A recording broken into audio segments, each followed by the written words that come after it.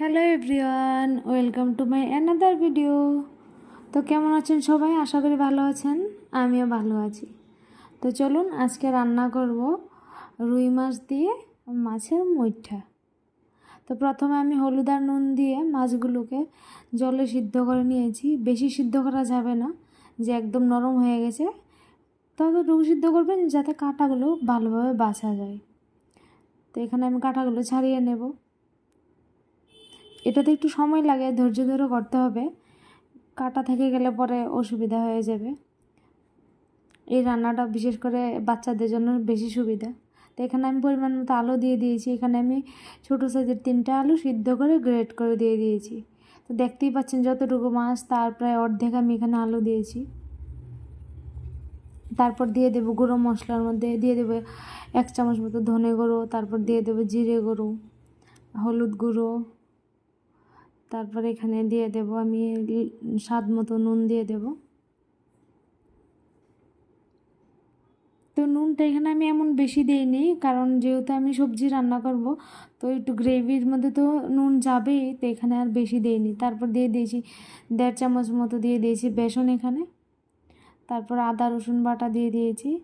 তো আমি এখানে পেঁয়াজ আর মরিচটা একসাথে বেটে নিয়েছিলাম, তো ওই জন্য এখানে আমি প্রায় 2 চামচ মতো দিয়ে দেব পেঁয়াজ আর মরিচটা বাটা। তারপর দিয়ে দেব গরম মশলা 1/2 চামচের মতো। এবার সব কিছু ভালোভাবে মাখিয়ে নেব।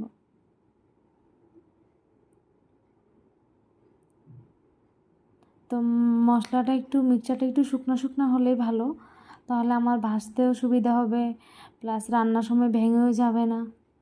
তো এখানে আমি একটা একটা করে সবগুলো মুঠা বানিয়ে নেব। বানানো তো একদম সোজা, তো এটা আর এরকম কোনো কিছু নেই। হাতে একটা পোষণ নিয়ে তারপর হাতের মুঠাগুলো বানিয়ে নিলেই হয়।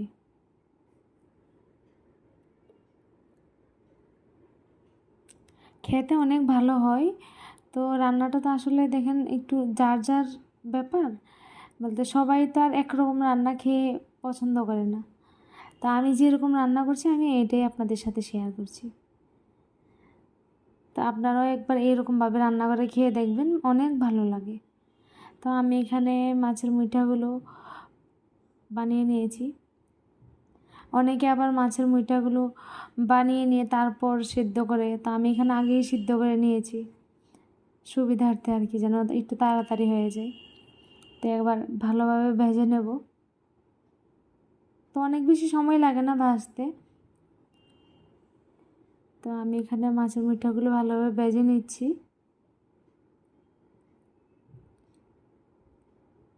তারপর ভাজার পরে মুঠাগুলো ভাজা হয়ে গেলে আবার আমি রান্নায় চলে আসবো। তো এখানে আমি রান্নাটা করব ঘি আর সরিষার তেল পরিমাণ মতো। যতটুকু আমি তেল দিয়েছি ঠিক ততটুকুই ঘিও দিয়ে দিয়েছি এখানে। তো ফোড়নের জন্য এখানে দিয়ে দেবো 2টো তেজপাতা, 2 টুকরো দারচিনি, 3টে এলাচ, গোটা জিরে। এবার একটু ভালোভাবে অল্প একদম লো ফ্লেমে একটু ভেজে নেব যতক্ষণ একটা সুন্দর ঘ্রাণ বেরিয়ে আসছে। তারপর আমি এখানে পেঁয়াজ আর মরিচটা একসাথে যেহেতু বেটেছি, তো এখানে আমি প্রথমে 2 চামচ দিয়ে দিয়েছি। তারপর আমার কম মনে হয়েছে, তো আমি আবার 2 চামচ দিয়ে দিয়েছি। তারপর এখানে আদা রসুন বাটা দিয়ে দেবো 2 চামচ মতো। এবার মশলাটাকে ভালোভাবে অল্প ফ্লেমে কষিয়ে নেব। ফ্লেম বাড়ালে লেগে যাবে। যতক্ষণ কাঁচা গন্ধটা চলে যাচ্ছে অল্প ফ্লেমে একদম মশলাটা ভালোভাবে কষিয়ে নেব। তো আমার মশলাটা কষানো হয়ে গেছে, তেল ছেড়ে আসছে মশলা থেকে। এই পর্যায়ে আমি এখানে বড় সাইজের একটা টমেটো পিউরি বানিয়ে রেখেছিলাম, ওটাই দিয়ে দেব। তো চেষ্টা করবেন টমেটোটা পিউরি দিলেই ভালো হবে।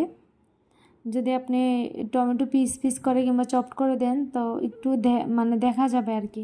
আর পিউরিটা দিলে এরকম কোনো কিছু মানে দেখা যাবে না, একদম মিশে যাবে। তো এখানে আমি মশলার জন্য একটা মিক্সচার ঘোল বানিয়ে নেব। তো প্রথমেই জিরে গুঁড়ো, ধনে গুঁড়ো, গরম মশলা, হলুদ গুঁড়ো দিয়ে ভালোভাবে জল দিয়ে একটা ঘোল বানিয়ে নেব মশলার। কিছুক্ষণ আগে বানিয়ে রাখলে মশলাটা একটু ভালোভাবে মিশে যায় জলের সাথে। তো এখানে আমি দিয়ে দেব মশলাটা, দিয়ে আবারও একটু সময় নিয়ে মশলাটা ভালোভাবে কষিয়ে নেব।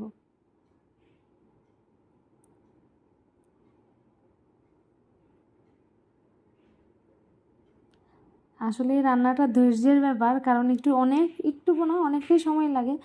একদম লো ফ্লেমে করে মশলাটা ভালোভাবে কষাতে হয়। তো দেখতেই পাচ্ছেন আমার মশলাটা কষানো হয়ে গেছে। এখানে আমি দিয়ে দিয়েছি পরিমাণ মতো জল। এবার কিছুক্ষণ সময় নিয়ে ফুটতে দেব। তো আমি এখানে মুইঠাগুলো এক এক করে দিয়ে দেব।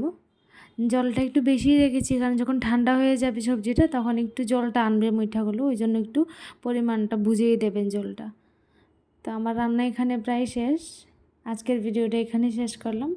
আর আপনারা ঘরে নিশ্চয়ই ট্রাই করবেন আর আমাকে জানাবেন কমেন্ট বক্সে। আর দয়া করে আমার চ্যানেলটাকে সাবস্ক্রাইব করে দেবেন। আজকের ভিডিওটা এখানেই শেষ করলাম।